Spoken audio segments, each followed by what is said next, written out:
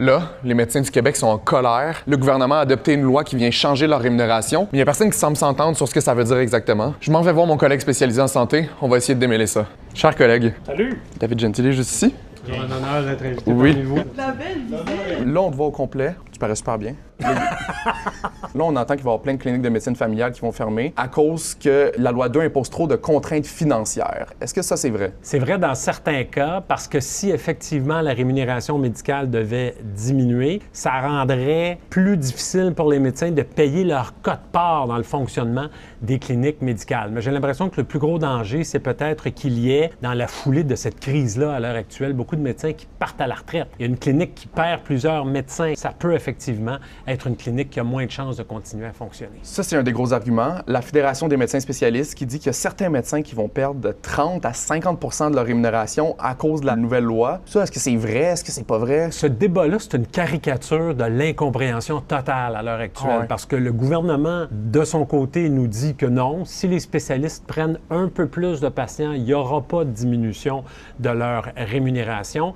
Et d'un autre côté, les médecins spécialistes disent non, on va vivre des diminutions allant de 10 à 50 Et c'est à peu près impossible de savoir exactement ce qu'il en est. Les médecins de famille disent que le gouvernement veut implanter un système de médecine fast-food, un médecine par le volume. Qu'est-ce qui est vrai là-dedans? Qu'est-ce qui est pas vrai? Le gouvernement nous dit que c'est faux parce qu'en fait, il demanderait aux médecins de famille d'ajouter une consultation par jour, passant de 8 patients à 9 ou peut-être 10 patients. Est-ce que c'est beaucoup? Ça, c'est très subjectif, mais c'est quand même une augmentation assez sentie qu'on demande aux médecins de famille. Puis du côté du gouvernement, on le dit, on le répète, cette réforme-là, c'est censé donner un meilleur accès aux soins de santé à la population.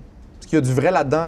Bien, en théorie, si tous les médecins voyaient plus de patients, l'accès serait amélioré, mais en pratique, pour l'instant, c'est pas le cas. Pourquoi? Parce que les médecins sont frustrés, ils sont braqués, ils sont inquiets, donc il est peu probable qu'ils augmentent la cadence. Donc, tant qu'il n'y aura pas un dialogue, un rapprochement entre les médecins et le gouvernement, je vois mal comment cette loi-là, malgré toutes ses qualités potentielles, pourrait améliorer l'accès des Québécois au réseau de santé. Les médecins demandent que la réforme soit retirée. Le gouvernement va-tu le faire? Ça, je sais pas, mais ce que je peux te dire, c'est que moi, j'ai vu une centaine de messages depuis 2 semaines de médecins qui sont furieux, qui sont hors d'eux.